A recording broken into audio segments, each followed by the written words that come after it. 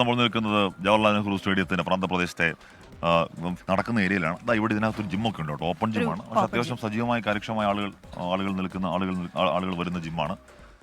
എല്ലാത്തിലും ഉണ്ട് അല്ലേ? രാവിലെ ആൾക്കാർ വരുമോ? വരാറുണ്ട്.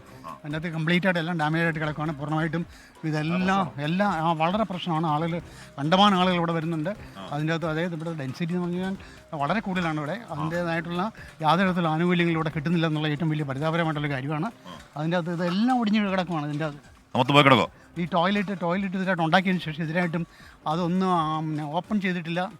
ലക്ഷക്കണക്കിന് രൂപയുടെ മുടക്കം അത് വന്നിട്ടുണ്ട്. പക്ഷേ അതിൻ്റെ അകത്ത് പ്രയോജനകരമായിട്ടൊന്നും ചെയ്തിട്ടില്ല.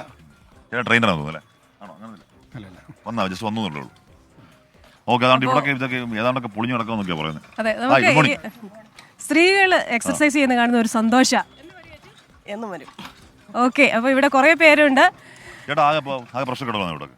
പ്രശ്നം സാറേ, ഇത് മൊത്തം പ്രശ്നമാണ്. ഒരു മിക്ക മെഷീൻസും പ്രോബ്ലത്തിലാണ്. ഇത് കണ്ട ഇതിപ്പോൾ എപ്പോഴാണ് വീഴുന്നതെന്ന് പറയാൻ പറ്റില്ല. അതാണ് എത്രയും പെട്ടെന്ന് എല്ലാ മെഷീനും ഒന്ന് ശരിയാക്കി കിട്ടി വലിയ ഉപകാരം.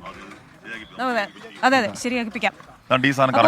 അതെ രാവിലെ ഇത് കൈക്കുള്ള എക്സർസൈസ് ആണോ? കൈക്കുള്ളതാ.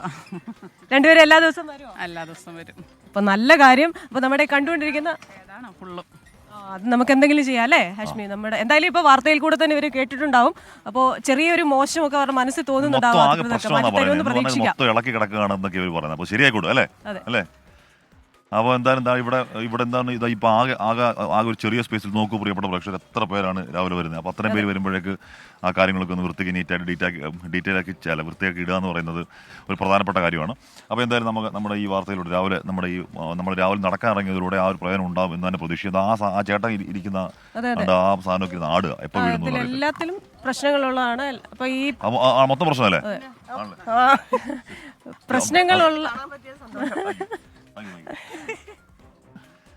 അപ്പോൾ പ്രിയപ്പെട്ട പ്രേക്ഷകരെ, അതാണ്. അപ്പോൾ നമ്മൾ ഇതിനകത്തുള്ള ഓപ്പൺ ജിമ്മിലോട്ട് വന്നായിരുന്നു.